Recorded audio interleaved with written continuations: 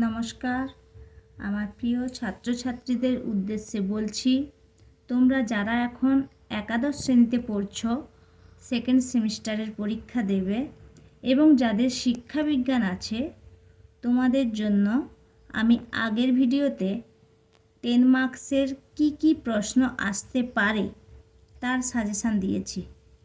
এখন এই ভিডিওতে আমি 5 মার্কসের কী প্রশ্ন আসতে পারে তার সাজেশান দিচ্ছি। চলো এবার দেখে নেওয়া যাক কী প্রশ্ন আসতে পারে। প্রশ্ন নম্বর 1, শিক্ষা মনোবিজ্ঞান কাকে বলে? এর প্রকৃতি ও পরিধি আলোচনা করো। শিক্ষা মনোবিজ্ঞান কাকে বলে? এর প্রকৃতি ও পরিধি আলোচনা করো। এখানে হয়তো দেখা যাবে 5 নম্বরে শিক্ষা মনোবিজ্ঞান কাকে বলে তার প্রকৃতি দিতে পারে, আবার শিক্ষা মনোবিজ্ঞান কাকে বলে তার পরিধিও দিতে পারে। এবার 2 নম্বর প্রশ্ন, শিক্ষার সঙ্গে মনোবিদ্যার সম্পর্ক আলোচনা করো। শিক্ষার সঙ্গে মনোবিদ্যার সম্পর্ক তোমরা সকলেই জানো যে দুটো দিকে সম্পর্ক, একটা হচ্ছে তাত্ত্বিক দিক আর একটা হচ্ছে ব্যবহারিক দিক। যদি আবার 5 নম্বরে শুধু থাকে যে শিক্ষার সঙ্গে মনোবিদ্যার তাত্ত্বিক দিকের সম্পর্ক, তাহলে শুধু তাত্ত্বিক দিক লিখতে হবে। আবার যদি থাকে ব্যবহারিক দিকের সম্পর্ক, তাহলে শুধু ব্যবহারিক দিক লিখলেই হবে। আর যদি এই প্রশ্নটা থাকে শিক্ষার সঙ্গে মনোবিদ্যার সম্পর্ক, তখন তাত্ত্বিক দিকেও কয়েকটা পয়েন্ট লিখতে হবে, আবার ব্যবহারিক দিকেও কয়েকটা পয়েন্ট লিখতে হবে। এবার 3 নম্বর প্রশ্ন, অন্তর্দৃষ্টিমূলক শিক্ষণ কৌশল বলতে কী বোঝো? শিক্ষাক্ষেত্রে গেস্টাল্ট স্কুলের অবদান লেখো। বা থাকতে পারে অন্তর্দৃষ্টিমূলক শিক্ষণ কৌশল বলতে কী বোঝো? শিক্ষাক্ষেত্রে এই তত্ত্বের অবদান লেখো। 4 নম্বর প্রশ্ন, সংবেদন, প্রত্যক্ষণ ও ধারণার মধ্যে তুলনামূলক আলোচনা করো। দেখো, এই প্রশ্নটা করলে তোমাদের অনেকগুলো প্রশ্ন হয়ে যাবে, যেমন সংবেদন কাকে বলে তার বৈশিষ্ট্য, প্রত্যক্ষণ কাকে বলে তার বৈশিষ্ট্য, ধারণা কাকে বলে তার বৈশিষ্ট্য। আবার সংবেদন প্রত্যক্ষণের পার্থক্যও হয়ে যাবে, প্রত্যক্ষণ ধারণার মধ্যেও পার্থক্য হয়ে যাবে। পরের প্রশ্ন 5 নম্বর, ধারণা গঠনের নীতি, স্তর ও শিক্ষাক্ষেত্রে ধারণার গুরুত্ব লেখো।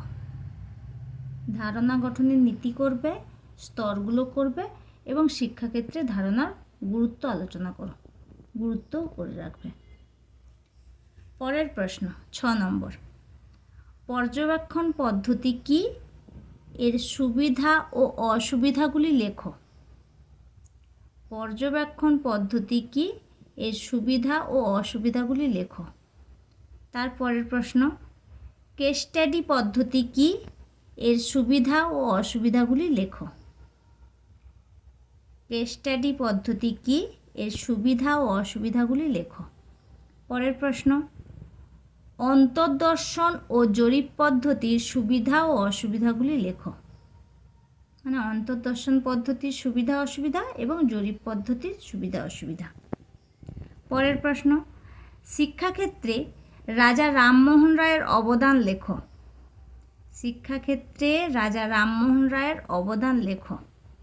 পরের প্রশ্ন, শিক্ষাক্ষেত্রে ঈশ্বরচন্দ্র বিদ্যাসাগরের অবদান লেখো।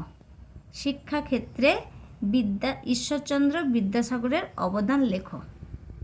তারপরের প্রশ্ন, শিক্ষাক্ষেত্রে সাবিত্রীবাই ফুলের অবদান লেখো। শিক্ষাক্ষেত্রে সাবিত্রীবাই ফুলের অবদান লেখো। পরের প্রশ্ন, নারী শিক্ষায় বেগম রোকেয়ার অবদান ও তার শিক্ষা দর্শন সম্পর্কে আলোচনা করো। নারী শিক্ষায় বেগম রোকেয়ার অবদান ও তার শিক্ষা দর্শন আলোচনা করো। আশা করি তোমরা 5 নম্বরে এই প্রশ্নগুলো পড়লে তোমাদের সেকেন্ড সেমের পরীক্ষায় যা আসবে, আশা করি এর মধ্যে থেকেই তোমরা পেয়ে যাবে। চলো তোমরা এগুলো পড়াশোনা করো, রেডি করো, ভালো থেকো।